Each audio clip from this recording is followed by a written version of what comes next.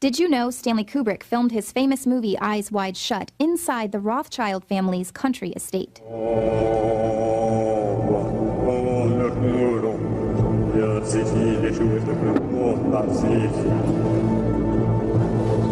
Theories swirl that Kubrick made his movie about the real-life ultra-elite and their secret occultic gatherings. Well, take a look at these pictures that show an actual Rothschild event from 1972. On the surface, it looks like a pretty magnificent surrealist ball, but there are clear occult references. Much like the film Eyes Wide Shut, occult imagery is hidden throughout the night, starting with the invitations, which were written backwards. Reversal or inversion of sacred objects is typical of black magic and satanic rituals. The exterior of the Château de Ferrier is lit up in a moving orange light, giving it the appearance of a fiery inferno. Here's some MK Ultra programming. Many guests are wearing masks with multiple faces. Victims of MK Ultra programming report systematic and ritualized pedophilia, drug and sexual abuse, and torture designed to deliberately shatter the minds of victims into multiple personalities called alters, which can be molded and manipulated at will. This hat, designed by Dali, also has hidden symbolism of androgyny by having half of Mona Lisa's face. Harnessing the male and female power is important to practitioners of the left-hand path. And although Dali traditionally paints ants and grasshoppers in his paintings to evoke death, decay, and trauma, this work of art has scarab beetles, which symbolize the Egyptian mysticism of Osiris, the Sun King. Bird cages weren't just a popular costume, but they also symbolize physical and psychological bondage. This guest's costume resembles the famous painting Son of Man by Magritte. Both the apple and the eye of Horus symbolize the forbidden knowledge of Lucifer in the Garden of Eden. The hostess, Marie-Helene de Rothschild, is seen wearing a giant horned head, crying real diamond tears. Is this a representation of the sacrifice to Baphomet, who will share wealth and riches only after sacrifice? It's not exactly clear when in 1972 this party took place, but from the look of the decorations and the menu, it's definitely a fertility ritual.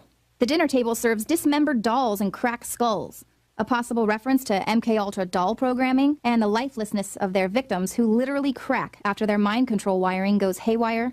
For dessert, a human sacrifice in a bed of roses. The rose, of course, is a symbol used by many secret societies, and it represents virginity, fertility, sexuality, and immortality, as well as silence and secrecy.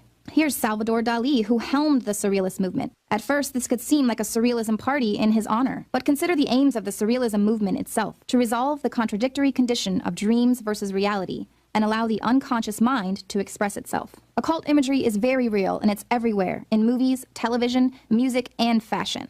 The power derived from these occult symbols and imagery is very real to the elitists that congregate in their separate reality. So shall we burn thee once again this night? And in the flames that eat thine effigy, we shall read the sign, Midsummer sets us free. You shall burn me once again? Not with these flames. Summer sets us free.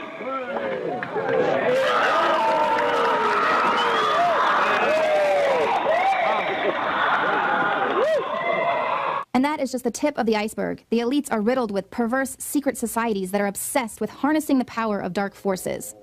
For over 100 years, Skull and Bones members have included a president, vice presidents, Supreme Court justices, congressmen and senators, captains of science and industry, the very best of America. Their bond is for the advisor, their better for the advisor.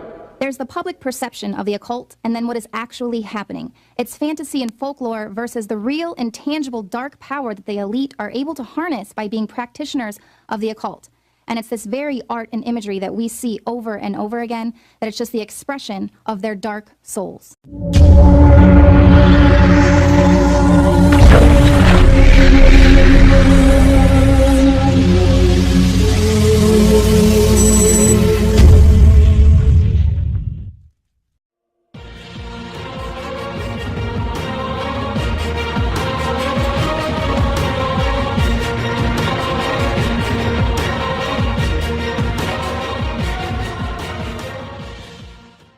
Did you know Stanley Kubrick filmed his famous movie Eyes Wide Shut inside the Rothschild family's country estate?